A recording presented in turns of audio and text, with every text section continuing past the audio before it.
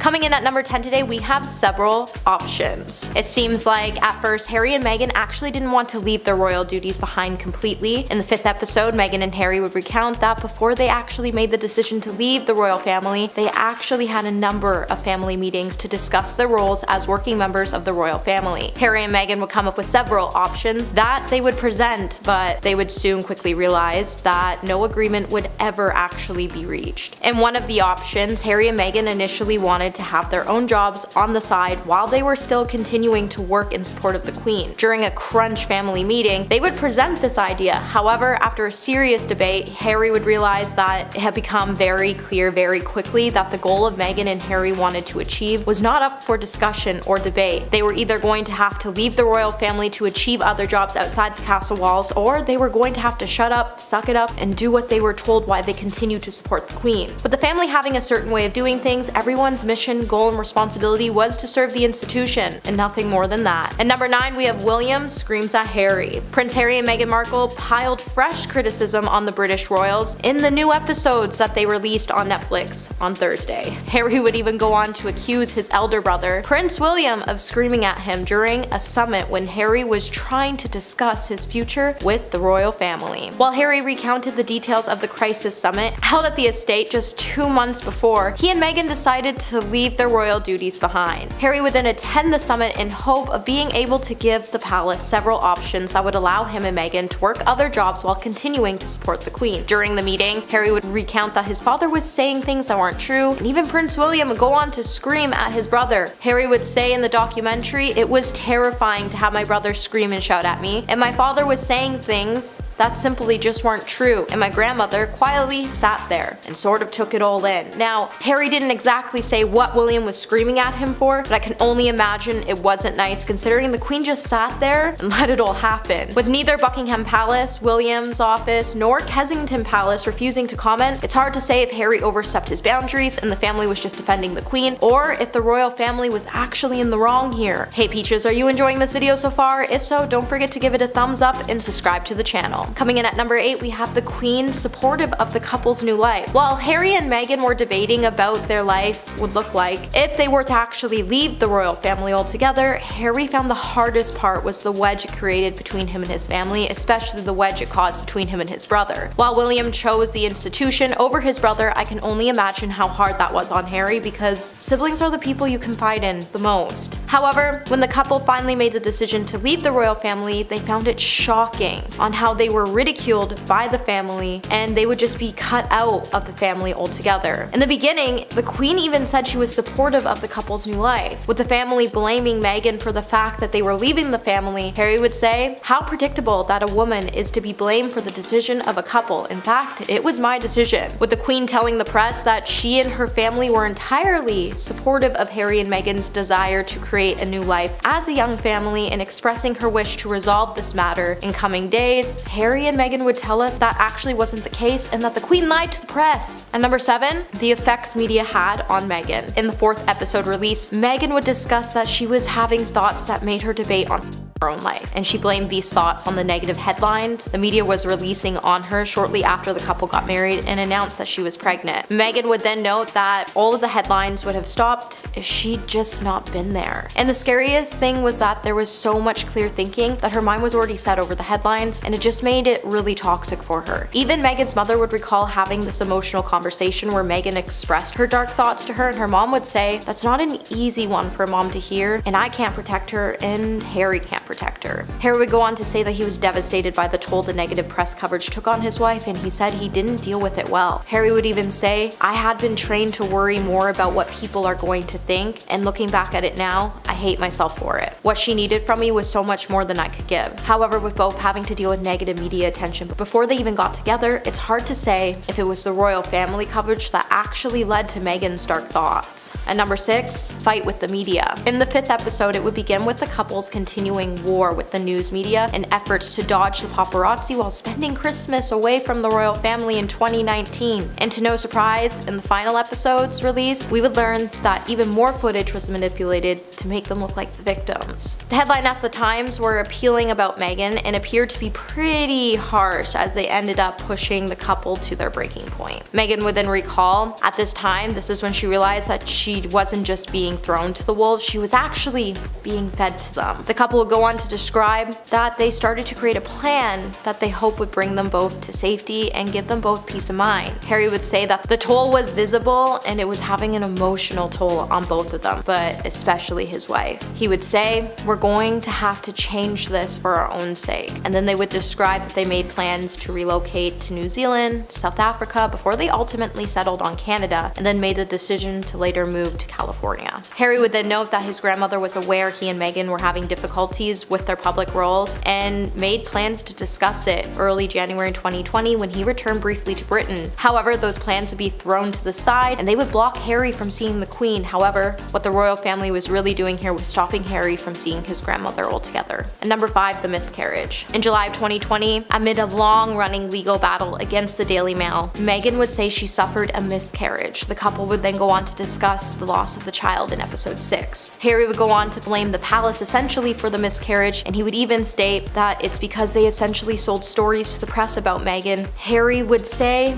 "I believe my wife suffered a miscarriage because of what the Mail did. I watched the whole thing." And Meghan claimed that the newspapers violated her privacy by pushing details from her life and that they were publishing details from a private letter she sent her estranged father back in 2018. With Harry saying, "Now do we absolutely know the miscarriage was created caused by that? Of course we don't." With noting that the legal battle led to stress and loss of sleep, I can say from what I saw, the miscarriage was created by what they were trying to do to her. The couple would then go on to have 2 beautiful children, and when the Daily Mail was asked to make a comment on the articles that they were publishing about Meghan, they would refuse to request to comment, but that hasn't stopped them from posting some pretty nasty things about Meghan. And number 4, Tyler Perry's friendship. It seems like the only one who wanted to save Meghan and Harry wouldn't be the palace, and it would actually be Tyler Perry's friendship that was the couple's saving grace. In the final episode, film director Tyler Perry would appear and recount how he reached out to Meghan for the first time in a long time before the couple's wedding back in 2018. Perry said he felt really bad about her struggles and just wanted to be there for her. Just days before the wedding, Harry would send her a note that said he was praying for her and he just wanted her to move on and hold on to her strength. He would then go on to let her know that everything she's been through in her life prepared her for this moment, or that's what he thought. With Meghan being a wreck, she would later reach out to Perry in early 2020 when she and Harry moved to Canada. She found it easier to open up to someone who knew nothing about the moment. Tyler would then recall the fear he heard in Meghan's voice drew similarities to Princess Diana's struggle with the news media. Tyler would even go on to help the couple relocate to a home he owned in Beverly Hills as they were desperate to just stay anywhere, and that they found his house a bliss until the paparazzi found them 6 weeks later. And number 3, the wedding. With the 4th episode kicking off, it was revealed that the couple's star-studded wedding in May of 2018 wasn't really for them, but it was for the public. However, it still managed to be a family affair. Although there was thousands of people hoping to catch a glimpse of the couple, Meghan and Harry would describe it as a family affair, with numerous personal touches that seemed to make all the difference. Harry even chose the song Meghan would end up walking down the aisle to, and Meghan actually found it really beautiful. It was also revealed that King Charles even helped the couple choose the orchestra for the ceremony. Since Meghan's father did not attend the ceremony due to Meghan's estrangement from her father, she even asked King Charles to walk her down the aisle by telling King Charles that she lost her dad and that she wanted him to walk him down the aisle. With Charles being her new father-in-law, she found this moment to be really important to her and she wanted him to be the one to give her away. With Charles being really charming, he agreed, and it would give us a really sweet moment that Charles actually really cared for Meghan and Harry. And number 2, Meghan leaving the UK. The couple tried really hard to fit into their new roles. However, when Meghan started to struggle, so would Harry. With Meghan tearing up in an episode, she would say that she tried really hard not to give in to the pressures of the media and to fit into her new role in the royal family, before she even thought about stepping back from her royal duties in January of 2020. While leaving England, Meghan would even claim that a man on her plane working for the plane's crew took off his hat and knelt next to her, and he shared his appreciation for everything she did for the country. Meghan would recall how that moment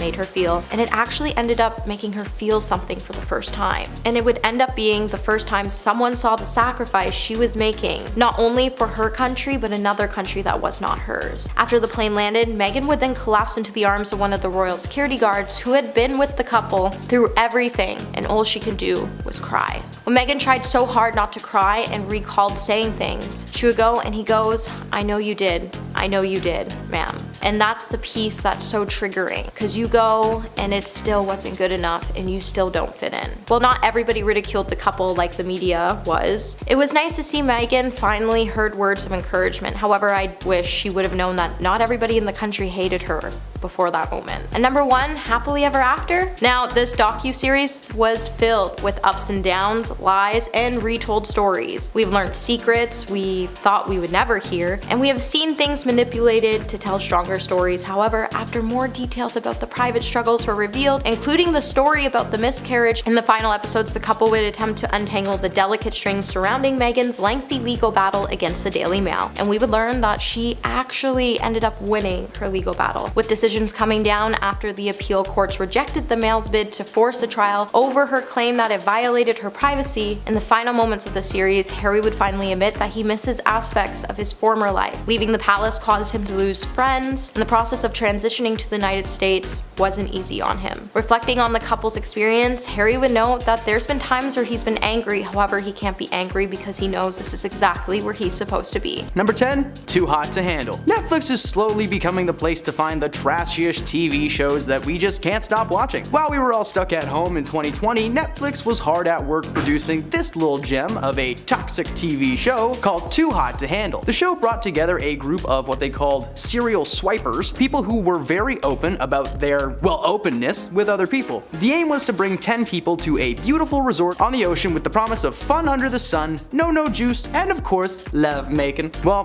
too bad so sad. The moment that they were comfortable on the island, the rug would be pulled from underneath their feet, and a little Google Home named Alana would appear to inform them that they were prohibited from participating in any physical relations of any kind. If they could do this for 1 month, everyone in the house got to split a $100,000 cash prize. Now, while this sounds easy to you or me, this show exposed just how little self-control some people really have. During their time on the island, the crew would participate in group therapy sessions and relationship building exercises, as the goal of the show was to rehabilitate these people into being able to have successful long-term relationships instead of just one-night flings. While the show did produce a few relationships that are still together today, the majority of contestants ignored these rules immediately, to the point where in season 3, a couple named Nathan and Holly received over $200,000 in financial penalties for breaking every single rule of the show multiple times. Season 3's grand prize was $200,000. These people spent it like in a week. Hey pretty people, the beach is right there. Why don't you just go like swim for a month and let everybody get some money? Number 9, Catfish. No, we're not talking about the delicious deep fried treat that you were probably hoping for. Catfish is a long-running series on MTV. It's the only other show that comes on the channel between ridiculousness and ridiculousness. The series follows Nev Campbell and his best friend slash cameraman, Max Joseph, as they help people who are in online relationships to meet their significant others face to face. But it's called Catfish because, well, the majority of these situations end up being completely fabricated. Catfishing is when someone makes a fake profile online with the intent to mislead people or extort them for something. Many of the people that they brought on the show had been in long-distance relationships for years online, meaning for years they were being scammed and lied to. The show usually climaxes with the crew confronting the alleged catfish and exposing those who may try to do similar things in the future. Thankfully, there have been a few good moments on the show where either the person was who they said they were, or the looks just simply didn't matter. Some people just fell in love with the person that they were typing with and not their specific profile. And some people get catfished by your cousins because you commented on their weight a few years ago. That was a weird one. Number 8, Love is Blind. Oops, I didn't see you there. Love is Blind is another reality gem from Netflix, this time following 15 men and women looking for love. And the twist? Well, they initially meet each other through a wall in separate rooms, being on literal blind dates. This premise is cute as it sets up some really genuine connections made without the need of seeing how attractive your future partner may be. The show produced a pretty impressive amount of genuine connections in long-lasting relationships, but it also revealed just how chaotic people can be. In season 1, a contestant named Jessica stole the show for being the literal embodiment of Chardonnay. She was always seen with a glass in her hand and a song in her heart. She became infatuated with a man named Mark. Their conversations were flowing so well through the wall that it was a no-brainer, but when she met him in person, she was noticeably disappointed with Mark's appearance. She also told us that she was disappointed and claimed that Mark wasn't her usual type. Over that season, Jessica would constantly go too hard on the no-no juice and yell at Mark, telling him how much she didn't want to be with him. They had a lot of fights and ultimately didn't end up getting married, which, oh, by the way, is what happens at the end of each of the seasons. They're supposed to decide if they want to get married, keep dating, or just break up live on TV. She wasn't the only example of this premise not working though. As expected, with every subsequent season has come a slew of chaotic bads that we love to hate, with the most recent season starring a man who is just the concept of misogyny in a tiny package. Number 7. Bachelor in Paradise. Bachelor in Paradise is a spin-off series of the popular reality shows The Bachelor and The Bachelorette, in which one man or woman lives in a house with 24 prospective lovers of the opposite gender and slowly whittles their way down to one final contestant. The show first aired in 2002 and has been pumping out new seasons every single year. But in 2014, the producers decided to capitalize on their past and invite former bachelors and bachelorettes from previous seasons to appear live on an island together in an attempt to find a fiance. Since 2014, this show has been nothing but a prime example on how little people care about others' feelings. Many contestants on the show would pair up with someone within the first few days, but as many dating shows like to do, they brought people in halfway through the experience to test the loyalty of the already existing couples. And of course, 9 times out of 10, those contestants would abandon their previous relationships almost immediately for the fresh new meat. So much of the show's runtime is dedicated to just watching people cry because the person they were cuddling with that morning are now with a new girl chilling on the daybed. The worst thing with shows like this is not only do these people have to endure a fair amount of heartache, but every single tear is filmed for the world to see and scar them for the rest of their love lives. Number 6. 90 Day Fiance. This show is just,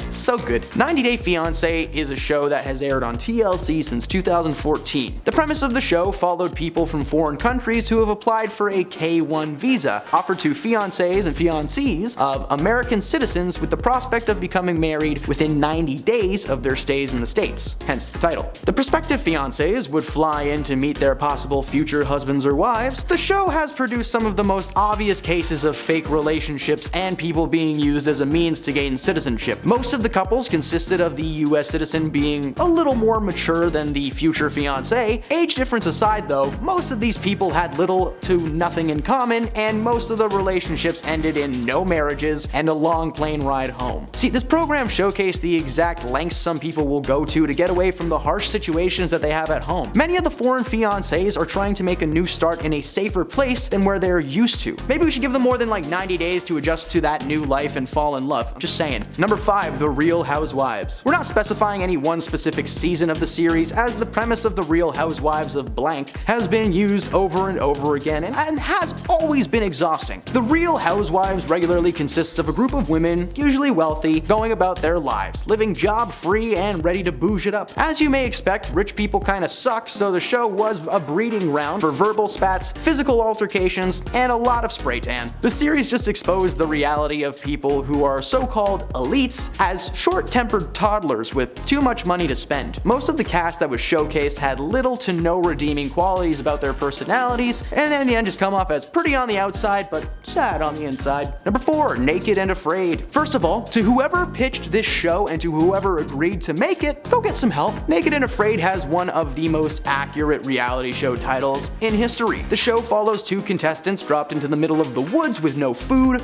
water, or clothes, and they're only given one item to help them survive. Yeah, let's leave people in the forest without clothes or sustenance and film it. That sounds like fun for the whole family. The show exposed a few things in a few ways. Yes, obviously, the contestants were exposed way too much. Seriously, thank God for the power of blurring things out. It also exposed just how little major studios seem to care about the safety of the people that they hired. For instance, the show Survivor shares a similar premise, only they have shelters, they can win food, and everyone's wearing clothes. The idea of sleeping in a tent that you fashioned from sticks and leaves completely in your birthday suit sounds like the most uncomfortable experience in the world, unless, you enjoy bugs crawling up your butt. Number 3, 60 Days In. This reality show comes from the channel A&E and first premiered in March 2016. The show followed a number of individuals who have volunteered to spend 60 days in Clark County Correctional to gain inside info on what's happening behind closed bars. The show turned out exactly as you would expect. Stitches got stitches. Not only did these people basically sign up to be the #1 thing that you should never be as a criminal, but the majority of people were unconvincing as inmates and were sniffed out almost immediately. Thankfully, the show had a system in place where participants could opt out of those 60 days if they were feeling unsafe, with one of the fastest dips being less than a day. The show exposed massive issues in the prison system's method of rehabilitation, not to mention the mistreatment of the inmates who, in some cases, are not violent offenders at all and just serving their time. Through the entire 100 episodes of the series, only a handful ever made it the full 60 days.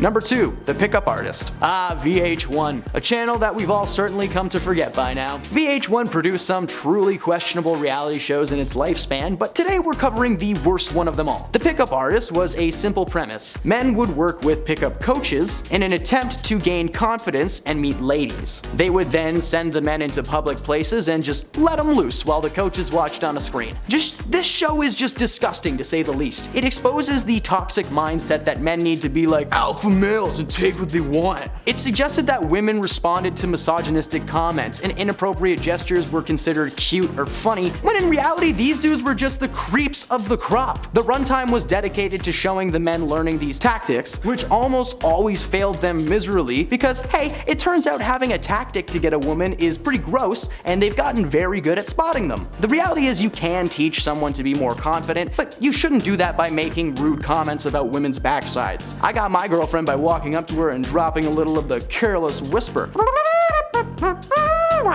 Man, she puts up with a lot from me. Number 1, Snowflake Mountain. Snowflake Mountain is one of the most recent reality shows to premiere on Netflix, and the premise is perfect. This show follows a bunch of spoiled rich kids who were brought to the wilderness under the impression that they will be staying at a luxury cottage near a lake with a 5-star chef ready to cook whenever their hearts desired. The reality was much worse than that. Well, for them. Instead of a luxury cottage, the crew were escorted by survivalists/hosts for the show, Joel Greaves and Matt Tate, to a pretty nice campground with little cottages and a kitchen, and it even had a little outhouse like in the beginning of Shrek. Oh, and they blow up all their suitcases like right at the beginning, just like as a lesson or something. I don't know, it's okay, they all get their stuff back at the end. To me, this sounds like a very relaxing weekend and honestly a solid opportunity to just disconnect from the world, but for these participants, it was literally torture to them. Within the first few hours, the crew were struggling to adjust to life in the woods, being forced to use an outhouse and cook outside. Oh my god, it's so horrible. The reaction from a lot of the participants are hilarious enough, but when someone complains too much or doesn't participate in a group activity, they get sent to Last Chance Lake, where they are forced to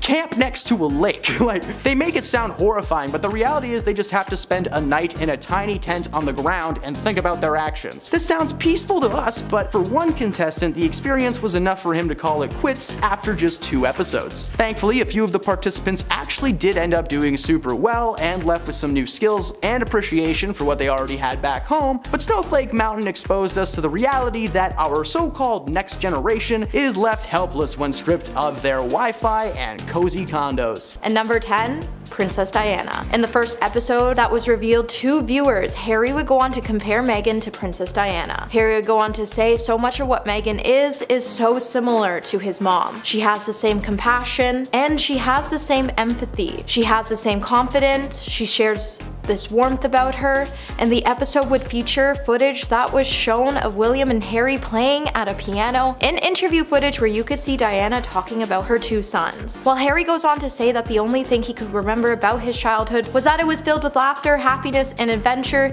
he would also mention that he didn't have any early memories of his mom, and it was almost like he internally sort of blocked him out, but all he could remember is her cheeky laugh and that she was always telling him that he could get into some trouble, but he had to be careful that he didn't get caught doing it. While Diana passed away, Harry was just 12 years old, and all the memories he could recall of his mother was being swarmed by the paparazzi, and that his advice was that he was given by the family to deal with the paparazzi paparazzi was not to react and not to give into it. And number 9, the curtsy. In the second episode, Harry would describe how Meghan was when meeting the Queen for the first time. He described it as being a shock to the system. With the Queen being the first member of the royal family to meet Meghan, Harry waited until the absolute last moment to let Meghan know that she would be meeting the Queen. When the pair were in the car going to the royal lodge for lunch, Harry would last minute tell Meghan that his grandmother was here and that they would be going to meet her in the church. Harry would then ask Meghan if she knew how to curtsy, and Meghan at the time thought it was a joke, but I mean, it's the Queen of England, and in every fairy tale movie ever made, it's always taught us that when presented in front of the royal family, you need to bow or curtsy. With Harry trying to explain it was a pretty hard thing to explain to an American how to curtsy, Meghan would go on to try to compare the curtsy to something from medieval times, and she even did a reenactment on how she curtsied in front of the Queen on the camera. While Meghan went on to describe the meeting with the Queen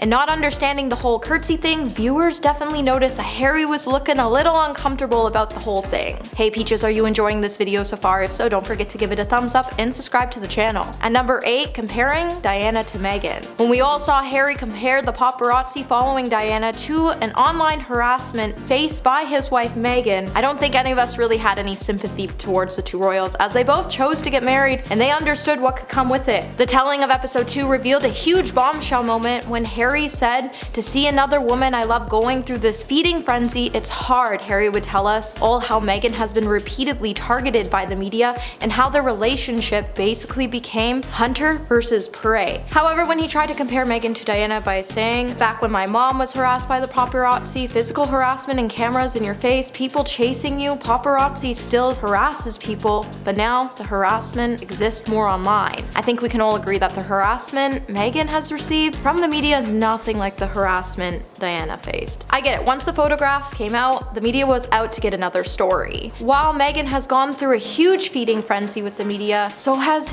every other royal family member. However, considering that the two hired media to capture certain aspects, especially with their son, it's hard to say whether the two are telling the truth or not when it comes to the media. And number 7, the first date. According to both Harry and Meghan, the first date was at 76 Dean Street, which is the location of Soho House in London. Meghan would explain that she was really nervous and sort of panicking because Harry was late and she couldn't understand why he was late. With the Duchess worried about Harry being one of those guys with an ego who makes women sit around waiting, when he arrived she could see that he was genuinely embarrassed for being late. Meghan would also describe Harry as being fun, refreshing, and that she would note that they are pretty much like children together, and considering they walked away from royal duties, we could all agree we saw that they were children together before they even told us. The couple's first date lasted an hour, and then they had a good chat before leaving. And later on that evening, Meghan would even call him to ask him to go out for dinner with her before she had to leave the next day, and they had dinner at the same place they had their first date the next night. The couple then showed us a never before seen photo of the date where you can see Meghan snuggling into Harry's arm,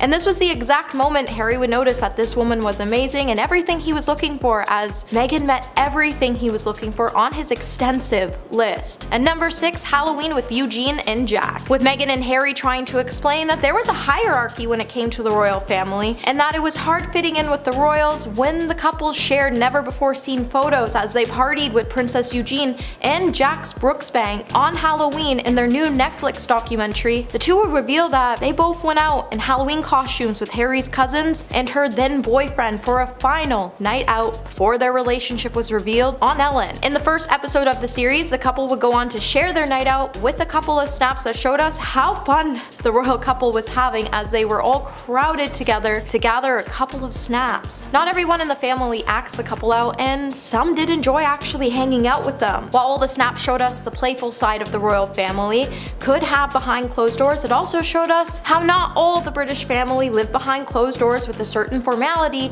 and that not all Brits found it pretty jarring to hug. While the couple snuck out in Halloween costumes to have one final night out before the world came to know that they were a couple, they definitely had a wild night out in their bizarre costumes. And number 5, Harry on Meg exit day. In the opening scenes of the documentary, Harry is shown at Heathrow Airport by himself in March of 2020. This footage would come after the Meg exit crisis as he prepared to leave the UK for the last time as a senior royal. Harry would then say, "This is about duty and service, and I feel as though being a part of this family is my duty to uncover this exploitation of bribery that happens within our media." The cameras would then cut to Meghan by herself in Vancouver wearing a towel on her head saying, "Unfortunately, in us standing for something, they are destroying us." With the few dated clips, it suggests that the couple were already thinking about telling their story before they even exited from the royal family. Now, there's always been reports that the couple were going to play and exploit their royal status early on, and that the fact they clearly wanted to use some of this footage at some point. The couple's knowledge of the royal family essentially ended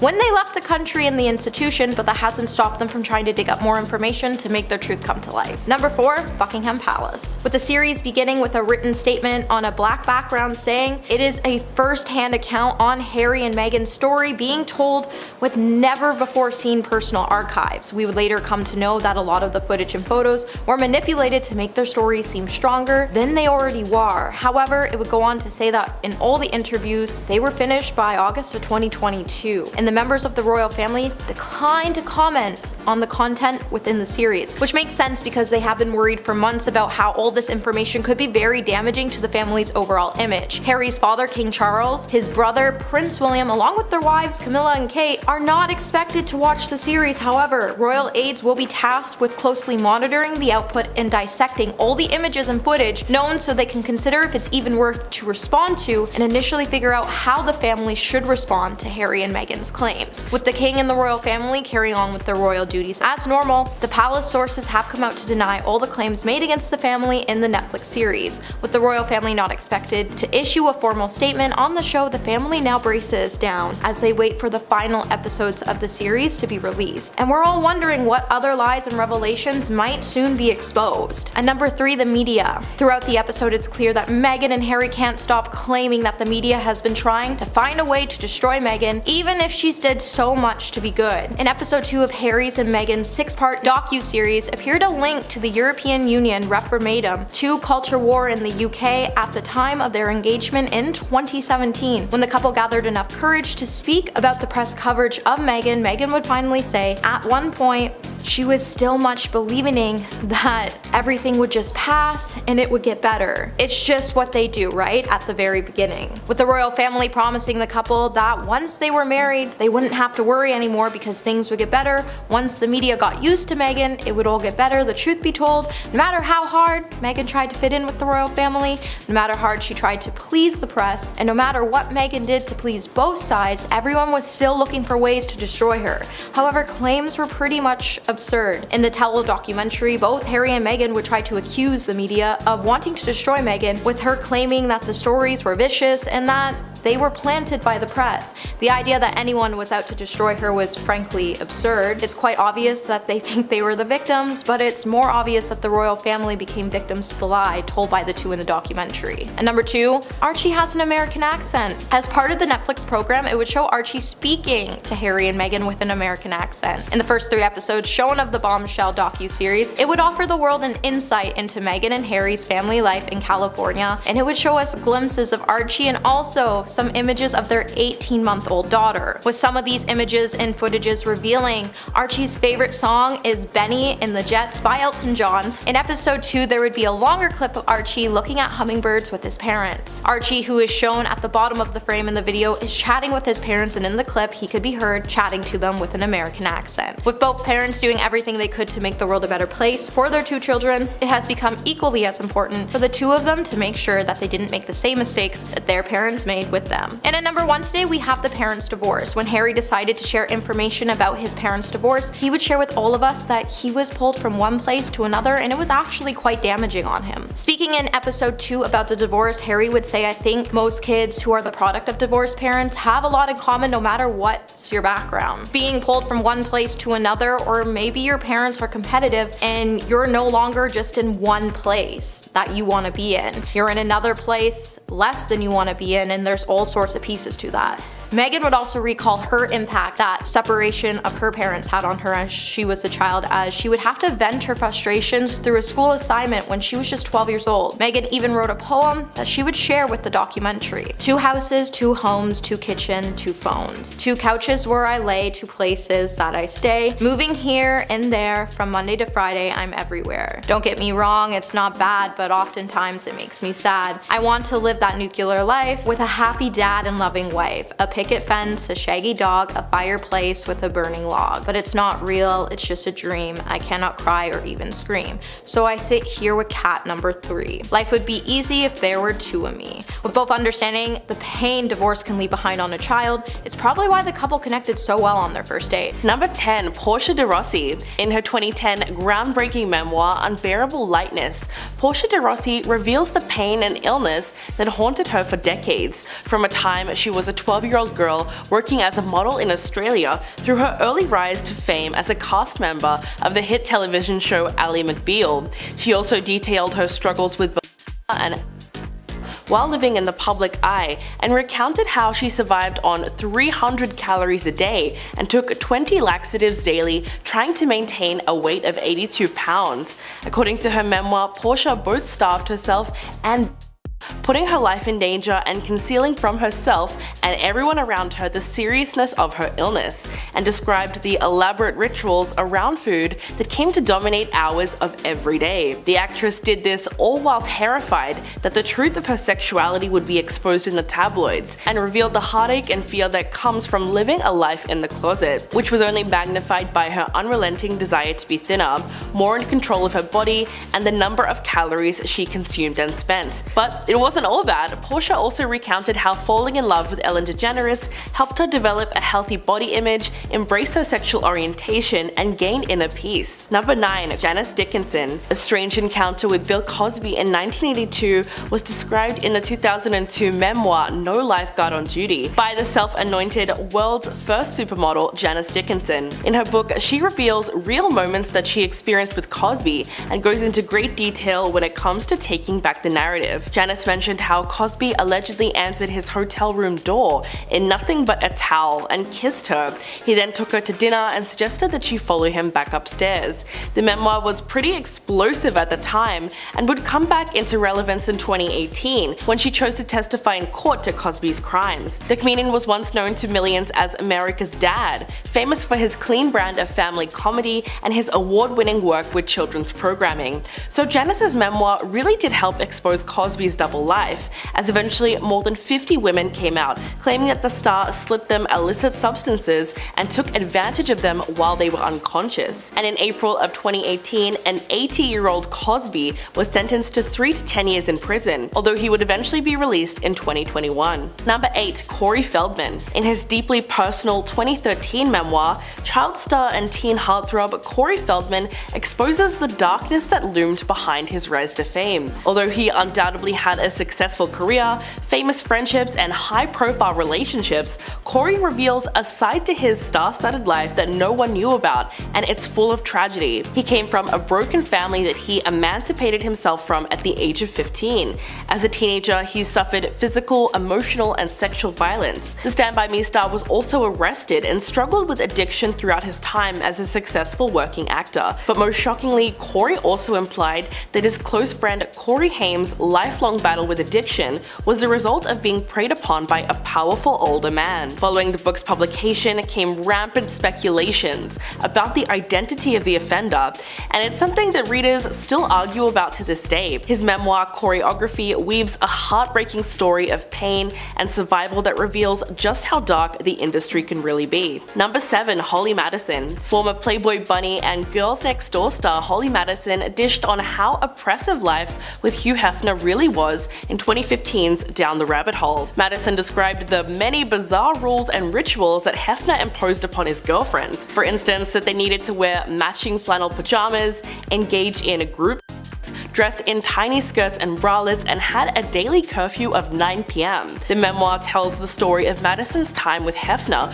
from 2001 to 2008 and its aftermath. She goes into great detail about the reality of her life behind the cameras, how her depression in the Playboy mansion reached harrowing depths, yet she felt trapped there. She also opened up about her unwillingness to admit to anyone how sad she really was, and Hefner's emotional control over her. The book also explores her time on the reality show The Girls Next Door and the weirdness that was pop culture in the early 2000s. When speaking about her book, Holly said, Quote, "I felt like I had something to say about being in the midst of that whole thing that was going on where Paris Hilton and Jessica Simpson and Kendra was so celebrated. And I was a part of it too, for being dumb on TV. Part of the reason I wanted to write the book was to show the other side of it," which goes to show you just how much of it was all for the cameras. Number 6. Shania Twain. The Grammy-winning country singer confronted her childhood demons when she wrote her 2011 memoir, From This Moment On, describing how her stepfather Jerry was physically, sexually, and verbally violent towards her and her mother Sharon. In a frank and often shocking autobiography,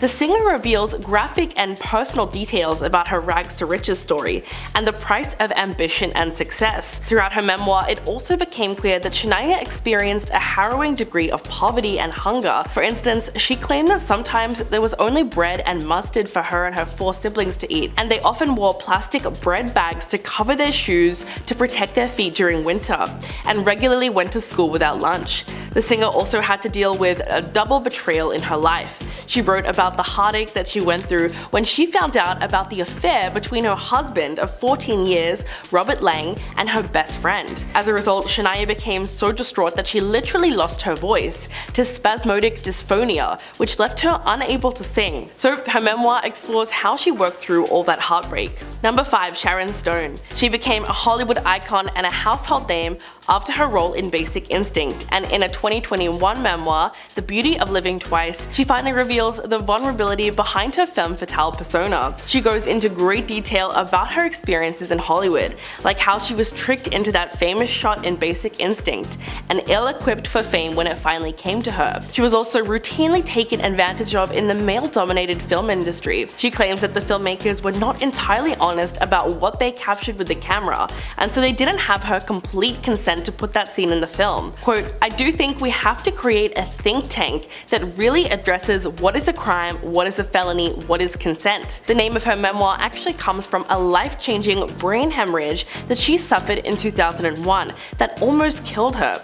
It left her without the basic ability to function, and she ended up losing her family, her career, and a huge part of her life, which she had to start again from the ground up. Stone also talks about how she went through a childhood of and violence to a career in an industry that actually brought back a lot of those memories for her, although in Hollywood it was all hidden under the cover of money and glamour. Number 4. Leah Remini. A former longtime Scientologist, King of Queens star Leah Remini opened up about her experiences in the church in her 2015 memoir, Troublemaker. As a teenager in the church's Sea organization, Remini said that she was reprimanded for sunning by the pool at the Scientology-run Sandcastle Hotel in Florida, and as a punishment was taken out to sea on a boat, thrown overboard, and nearly drowned by a group leader. Not only that, but she was also once fined $40,000 after confessing to stealing food from the headquarters 20 years earlier. In her memoir, Leah also made some shocking allegations about several well-known Hollywood celebrities. In fact, she recalled a time that her and her husband, Angelo, spent time at Tom Cruise's Beverly Hills mansion when he invited a group of well-known Scientologists and other celebrities, including the Smiths. She actually called Will and Jada Pinkett Smith famous friends of the church, and even mentioned the Scientology school that they opened, revealing that despite Jada's denial, she is indeed good friends with Tom Cruise and an active member of the controversial religion. Number 3. Janette McCurdy. Described as both heartbreaking and hilarious, iCarly star Janette McCurdy's bluntly titled memoir, I'm Glad My Mom Died, gives fans a glimpse into what really went on behind the cameras, something that up until now fans have only been able to speculate about. Janette exposes her traumatic experiences on Nickelodeon and the disturbing truth about how she was mistreated by her mother, who pushed her to be a child star, noting that the persona she was known for throughout her youth and her young adult life was a front forced upon her by her mom, who, in addition to everything else, was extremely physically inappropriate with both her and her brother, even when they were teenagers. Janette also discusses the perils of young fame and reveals that she developed anorexia as a child, and talks about why she ultimately quit acting altogether. She also details numerous instances where she felt exploited as a teen actor, both on and off set. The actress refers to the person behind the demands as simply the creator throughout the memoir, never naming them. She simply describes them as mean-spirited, controlling, and terrifying, calling a time when she was filming an episode of iCarly that he insisted that she wear a bikini instead of a one-piece swimsuit which she preferred. The revelations in her new book are absolutely shocking, and they really expose the traumatic experience of being a child star. Number 2, Christina Crawford. At the height of her fame in the 1940s, Joan Crawford had a considerable reputation to uphold.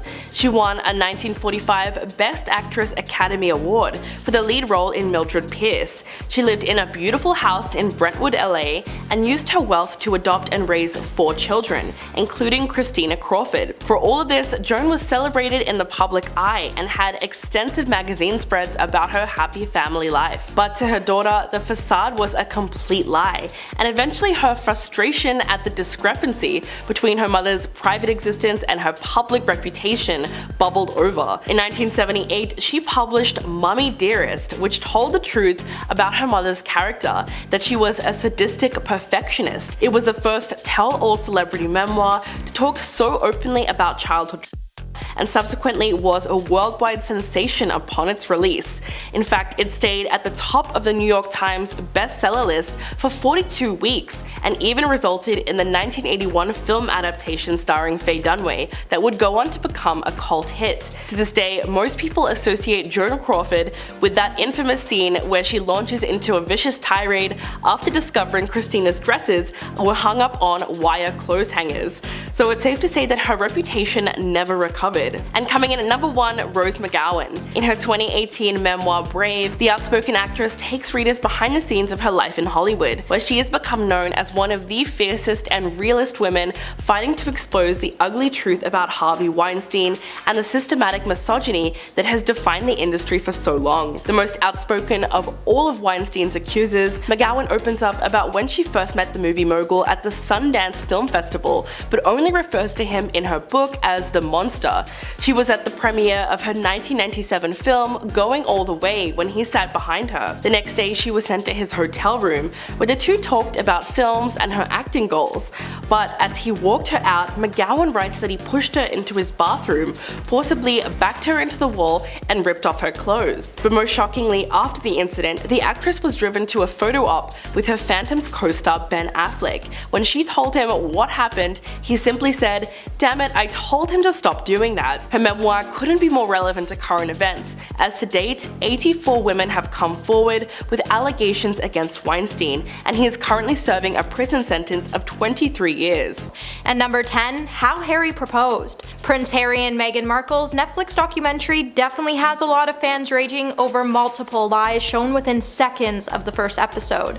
Viewers have pointed out that there's been a lot of problems with the pair's tale on how Prince Harry proposed. In the documentary, Harry would explain that he wanted to propose earlier, however, he had to ask his grandmother for permission and he couldn't do it outside of the UK. Detailing the proposal, he would explain that he brought Meghan into the middle of the walled garden that was overlooked by the staff flat. To prepare for the area, he got on his knees and he got 15 electric candles and placed them around the garden. He also had Meghan's Beagle Guy flown in just for the special occasion. He would then have Meghan close her eyes and tell her not to peek just before Meghan even called her friend and whispered that she thought he was actually going to propose to her. Then a series of photos would be shown of the special moment, which showed Harry on one knee holding a ring box in one hand as the dog sat next to him. Meghan then said he was down on one knee, and I was like, yes, we were so joyful and excited. We thought, we're doing this. However, the proposal totally contradicted the past version they told the press in 2017, as Harry claimed that he proposed to the Duchess in the kitchen on a standard typical night in their cottage. However, even by the third episode, Meghan would even admit that their engagement was rehearsed for the press. At number 9, we have Ex-Girlfriend cut out of a photo. Since Netflix released the first 3 episodes of the Duke and Duchess documentary series, Harry and Meghan's fans have been analyzing every single photo and video shown. However, the fans noticed something really weird about one of the photos. While some of the manipulations of photos were small, it's clear that the couple were trying to look vulnerable, and the photos and videos were planted to help them achieve sympathy from the public. With the couple trying to say that they had already been hounded by the public, a photo of younger Harry would be shown, and in the photo you could see that he has his hands covering his face, space from the paparazzi cameras. Although it looks like in the photo that the prince is completely on his own, thanks to some good cropping, fans would point out that they've seen this photo before, as the photo initially also featured Harry's ex-girlfriend Chelsea Davy. Now, the photo in question was taken in September of 2007 at Heathrow Airport, and while the photo is cropped, it featured Harry with a protective arm around Chelsea, who was walking by his side, despite the original picture showing Harry with his ex-partner. It makes us wonder why Netflix producers cropped Chelsea out of the frame entirely. Hey Peaches, are you enjoying this video so far? If so, don't forget to give it a thumbs up and subscribe to the channel. And number 8, Netflix photographer. While Meghan and Harry are claiming the press has been leaking and planting stories about them, the real dirty game here is the fact that they tried to convince everyone that a Netflix photographer was a paparazzi member. A lot of you have been pointing out a lot of fake photos, including Evening Standard's royal editor Robert Jobson, as he's even criticized one of the dramatic shots in a photo that could be seen of a photographer's lens peering down on the couple with their newborn child. The couple would try to claim that it was someone following them. However, Robert has insisted that the photo was taken with their approval by an accredited press photographer at Archbishop's Tutu's residence in Cape Town. Only 3 people were accredited in this position. And you might be wondering, how did Robert know that there was only 3 people hired by the couple? Well, it's because he was there and he was one of those people. The filming of Archie at the residence was highly controlled, and it wasn't the scum media following them. And number 7, press intrusion. The issue with majority of the docu-series is that Meghan and Harry have claimed that there was a large amount of press intrusion. When it came to the couple, however, a lot of it was actually approved by themselves or their aides. However, if you watch the series, you can definitely agree that there was footage that was flipped to give different angles to make Meghan and Harry appear as victims that fell into the hands of the paparazzi. The whole series gives us an impression that photographers covertly snapped the family at all times. However, witnesses and staff have come out to say that most of these photographers had actually been granted official access in advance so they could capture some sweet photos of the family. With the use of phony photos, Harry and Meghan even tried to convince us that they were all blindsided by the media consistently, when that wasn't even the case. Even if it felt like press intrusion to the couple, even if it was approved by Netflix, they have declined to comment on suggestions that a lot of the footage was misleading. But it's definitely for sure that the couple was smart by making the documentary with Netflix, is because they weren't bound by UK's broadcast standard codes, so they were allowed to use materials to mislead the audience.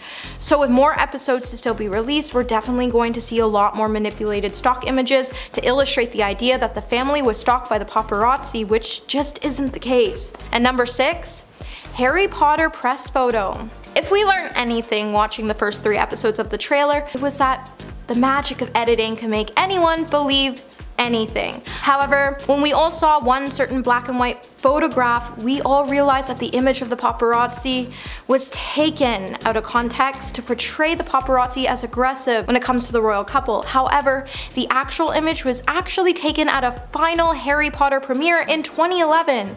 However, when the photo appeared in both the trailer and the series, while Harry was saying he was trying to protect his family, he was implying that he was trying to protect his family from the press, and that this is a huge group paparazzi that was actually following them and his family. However, this premiere took place way before the couple even met. It's actually kind of embarrassing that Harry and Meghan would use this photo to kind of claim that they were being stalked by the paparazzi, as the photo actually came from a Harry Potter premiere that happened way before they even met. Also, I think it's worth mentioning, no member of the British royal family was even present at the 2011 premiere of Harry Potter, meaning that this photo shouldn't even been shown in the first place, as it has no context to. And number 5, not knowing who Harry was. What hasn't changed is that Meghan is still claiming she had no idea who Prince Harry was.